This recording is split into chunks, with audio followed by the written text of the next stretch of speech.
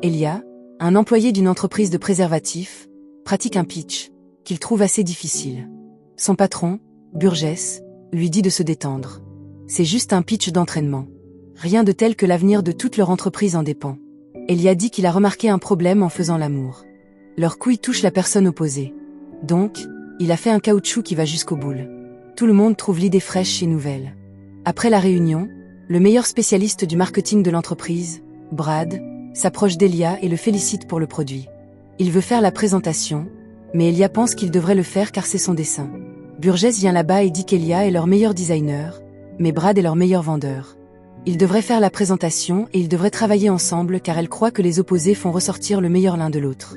Brad lance à Senhor Santos et au ministère brésilien du tourisme pour devenir le sponsor officiel de la prochaine Coupe du monde de football. Tout le monde aime le pitch de Brad et le produit. Santos demande le nom de leur produit. Elia leur donne un nom très clinique qui ne leur convient pas. Brad leur donne donc leur nom de sauvegarde. Tout le monde l'aime et Santos déclare qu'il sera le partenaire officiel de la Coupe du monde. Elia, Brad et Santos sont à la fête du succès. Brad demande à Santos de porter un toast, mais Santos dit qu'il est sobre depuis 9 ans. Mais Brad le pousse à renifler leur nouveau partenariat. Santos cave, mais plutôt qu'un reniflement, il boit tout. Il lui demande de ralentir, mais il jette la puce et commence à boire beaucoup. Il leur demande ce qu'ils savent du football et dit que c'est le meilleur match du monde. Il leur a promis des billets à tous les deux pour le match final. Brad le présente car il est un bon ami du président afin qu'il puisse en faire la marque officielle de leur pays. Santos pense que c'est une excellente idée et veut en faire plus de toasts. Elia dit qu'ils doivent avoir besoin d'eau pour l'hydratation et les feuilles. Santos dit « Faisons du crack ». Maintenant, Santos torse nu fait du crack et Brad essaie de garder les choses sous contrôle. Mais Santos veut tester leurs produits et va à la balustrade, enlève son pantalon pour le mettre et saute en se balançant nu. Burgess les grille pour leur insouciance. La cascade de Santos est devenue virale. Brad dit que rien n'est une mauvaise publicité, mais Burgess dit que le président du Brésil a également vu la vidéo. Il a licencié Santos et leur entreprise d'être le sponsor officiel et l'a donné à leur rival avec leur ultra mince. Elle les vire tous les deux immédiatement. Dehors, Elia l'accuse de tout, y compris les autres employés qui ont été licenciés à cause de cela. Ils se sont battus à bas.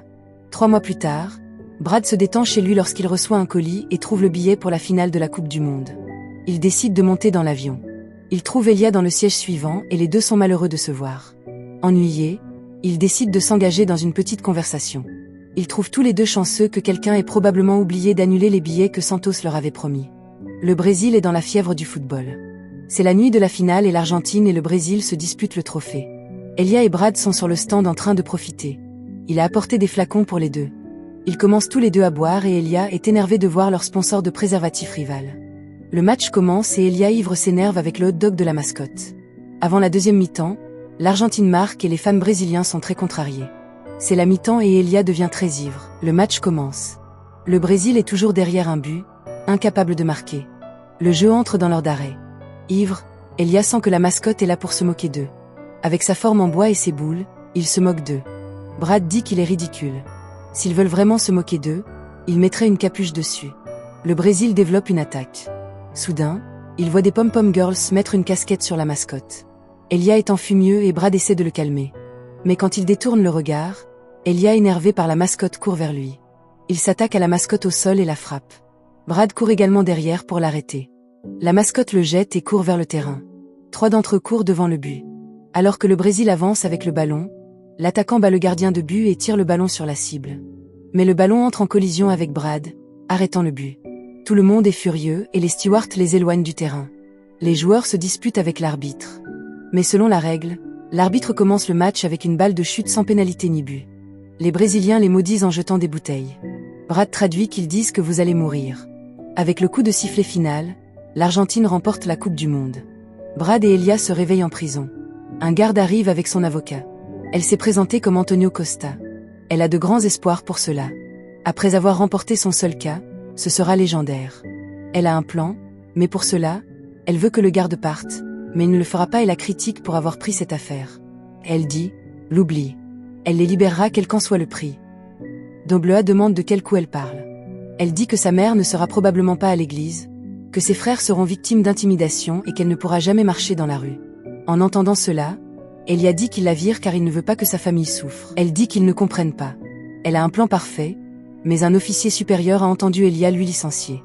Il lui ordonne de partir car elle n'est plus leur avocate et n'est pas autorisée ici. Brad maudit Elia pour l'avoir chassée. L'officier les emmène au bureau et les donne au ministre brésilien de la Défense, Gessel Cristo. Il leur promet qu'aucune injustice ne leur sera faite. Ils entrent dans le bureau et découvrent qu'il est un grand fan de football. Brad dit que tout est de la faute d'Elia et ils commencent à se disputer. Cristo les fait taire puis sourit. Dit qu'il pense qu'il est probablement un fonctionnaire corrompu qui va les torturer, mais il va les laisser partir. Il rend leurs affaires et dit que la porte est ouverte. Ils sont libres de partir.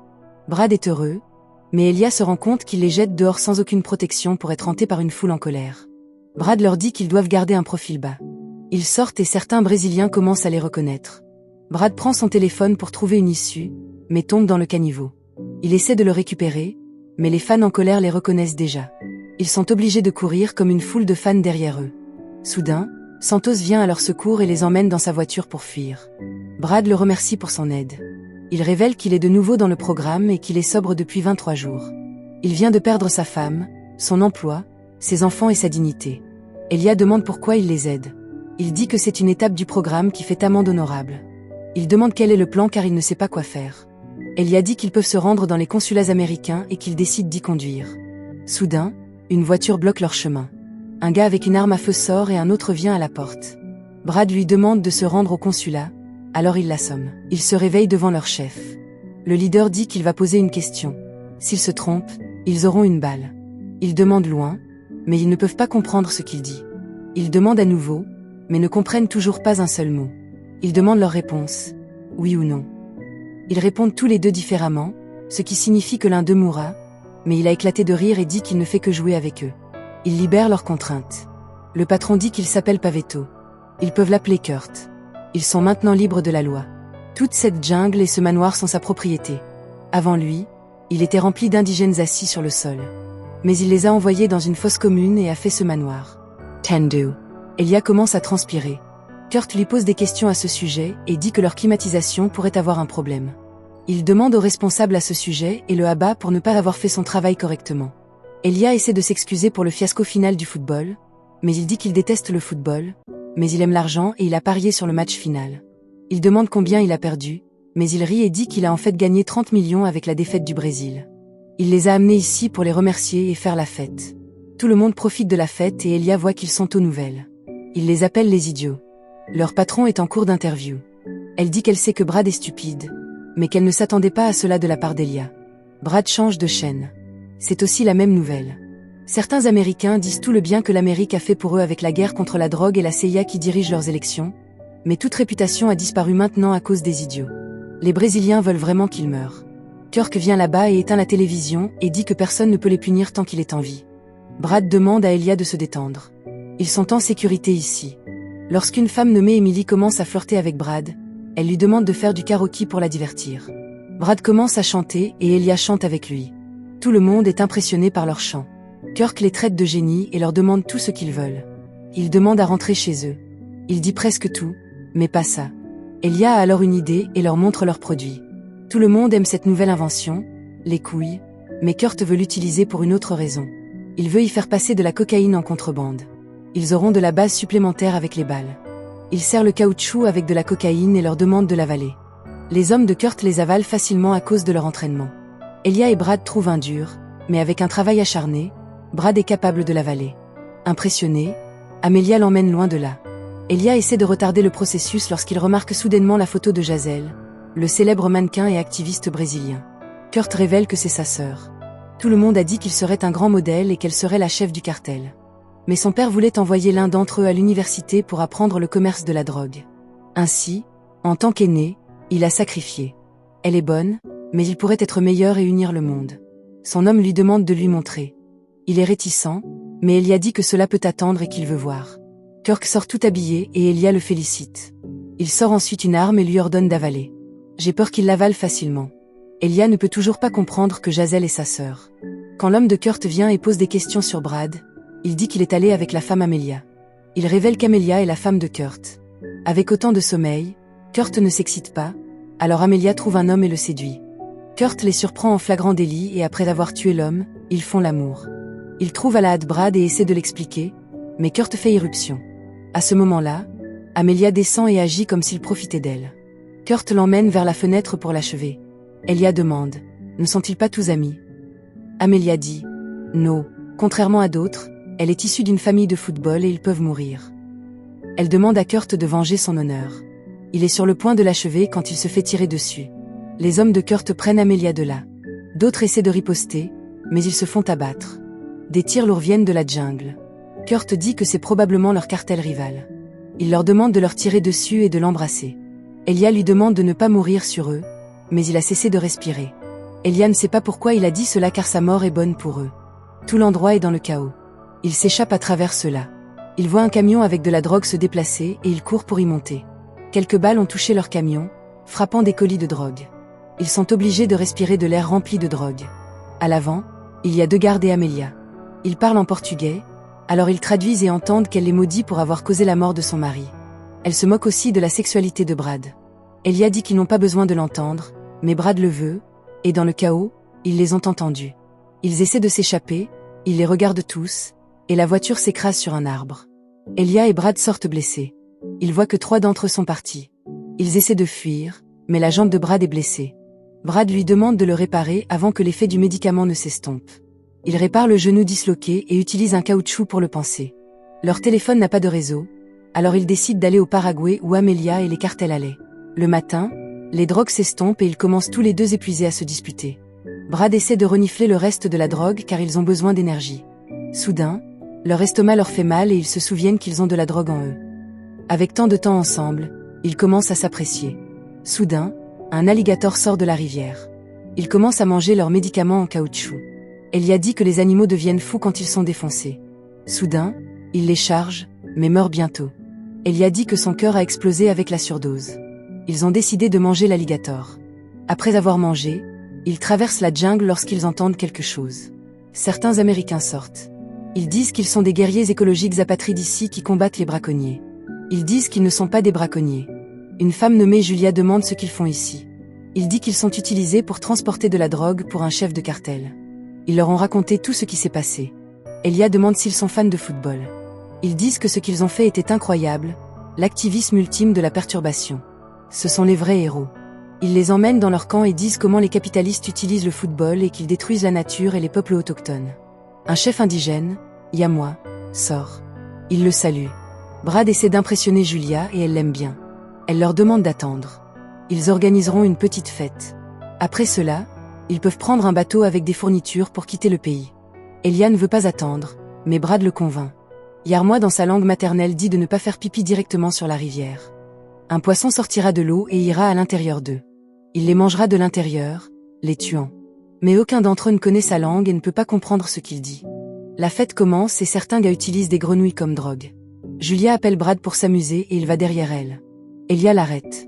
Il dit qu'il prendra quelques minutes et qu'il peut aller avec la fille au poil des aisselles, mais Elia ne veut pas ça. Julia demande pourquoi le retard et voit Elia dit qu'il peut aussi venir. Ils ont un super endroit pour faire l'amour. Elle les emmène dans un endroit et dit que c'est un endroit idéal et qu'ils accrochent également les braconniers ici pour avertir les autres braconniers. Elle dit qu'ils ont tué un alligator rare pour utiliser sa griffe. Ils essaient d'être pacifiques, mais ça n'a pas marché. Donc, ils font l'amour ici pour les honorer. Elia remarque les caméras. Julia dit de ne pas s'inquiéter. Personne ne les regarde. C'est pour attraper les braconniers. Quelqu'un examinera les images d'aujourd'hui plus tard. Elia et Brad disent qu'ils doivent faire quelque chose et partir. Les guerriers éco regardent les images et les voient manger l'alligator. Ils sont frustrés car maintenant Julia va leur faire les tuer. Ils sont venus ici pour protéger la nature et faire des choses avec Julia, mais ils ne savent pas pourquoi. Mais elle fait l'amour avec tout le monde, même Yarmois, sauf eux. Julia vient à la recherche de Brad et Elia quand elle voit les images et est furieuse. Elle prend une arme à feu et appelle tout le monde pour les chasser. Brad et Elia trouvent un petit bateau et s'éloignent à la pagaie. Ils viennent en courant et commencent à leur tirer dessus.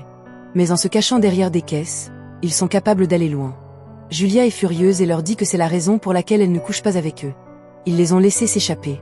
Tout le camp a entendu leur conversation. Elle prend Yarmois pour calmer sa rage. Maintenant en sécurité, Brad et Elia apprécient la compagnie de l'autre. La nuit, ils fabriquent des oreillers avec leur caoutchouc. Elia se lève pour faire pipi sur la rivière, mais il a le trac et demande à Brad de détourner le regard.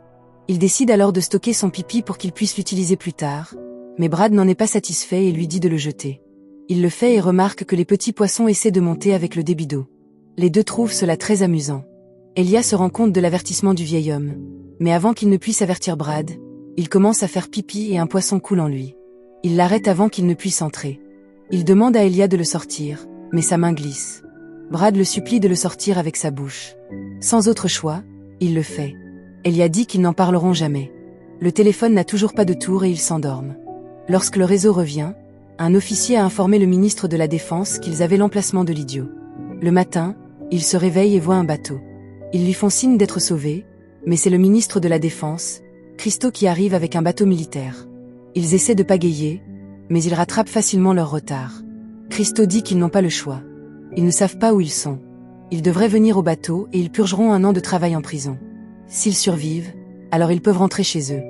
Mais Elia se lève et dit qu'ils devraient partir et donne un message aux fans fanatiques de football qu'ils regrettent leur action, mais ce n'est qu'un jeu. Christo dit « Très bien », il transmettra le message et leur dira qu'ils se sont enfuis vers l'océan sur leur radeau en bois via la rivière Iguazu. Brad dit que ce sera génial.